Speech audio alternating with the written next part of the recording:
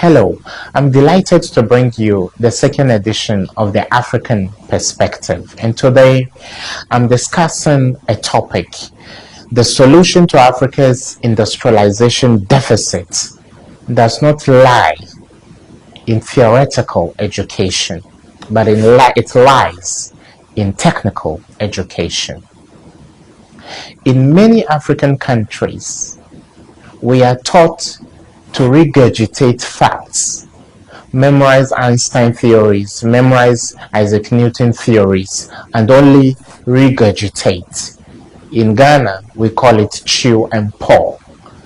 The smartest student in a school is the one who can memorize so much and produce it as and when it is needed.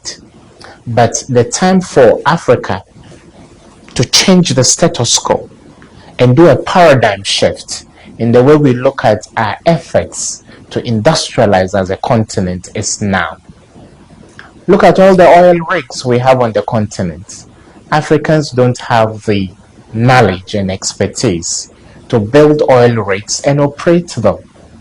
Look at the mining companies, giant multinational mining companies that take the lion's share of our precious minerals like gold, bauxite, manganese, diamonds, and all that, only because we don't have the technical know-how to explore and exploit our own natural resources. Look at the investment we make in expertise from elsewhere. Big companies are exploring on the continent. At first, it was only companies coming from the West. Now, companies coming from the Far East also exploit Africa because of the deficit we have in industrialization. No proper factories, no mechanized way of doing things, no machinery, no equipment. Everything has to be imported from other parts of the world. And if we don't respect technical education, if we don't respect students who are pursuing technical education, how do we industrialize and revolutionize as a continent? And many of our ministers and top, government officials travel to the West and negotiate bilateral and multilateral trade agreements. And a huge part of that agreement in most cases will be that we need to import expertise from elsewhere, costing the taxpayer so much. Why on earth can you be exploring oil for decades and you only go to the West to ask white people to come and build oil rigs? Why don't you put away some money to allow young enterprising people to go and stay in the West and then spend so many years to learn how to build these oil rigs and mining machinery, heavy equipment that we need to make ourselves? We need to produce engines. We need to produce our own cars. We need to produce our own turbines to produce electricity. We need to control our natural gas. We need to be able to lay pipelines as a people. For how long will we be piggybacked by the West while they take the lion's share of the proceeds that come out of our own natural resources? We need to industrialize, but industrialization comes with technical education.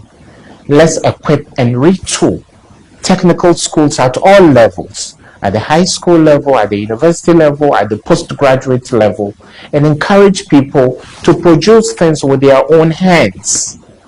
That is the only way Africa will truly be economically independent.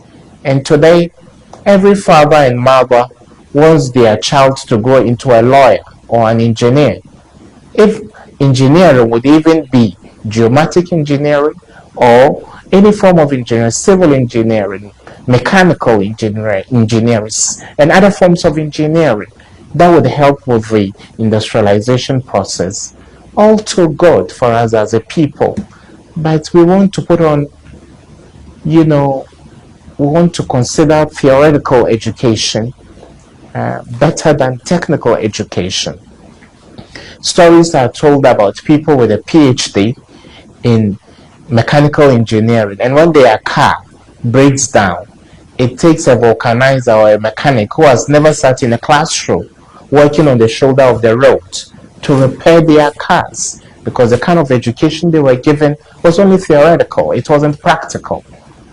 Go to our laboratories, our physics laboratories, and see how old and obsolete some of our lab equipment and devices are.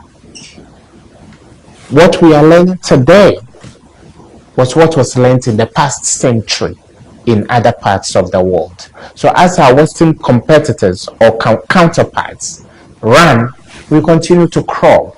How can we catch up?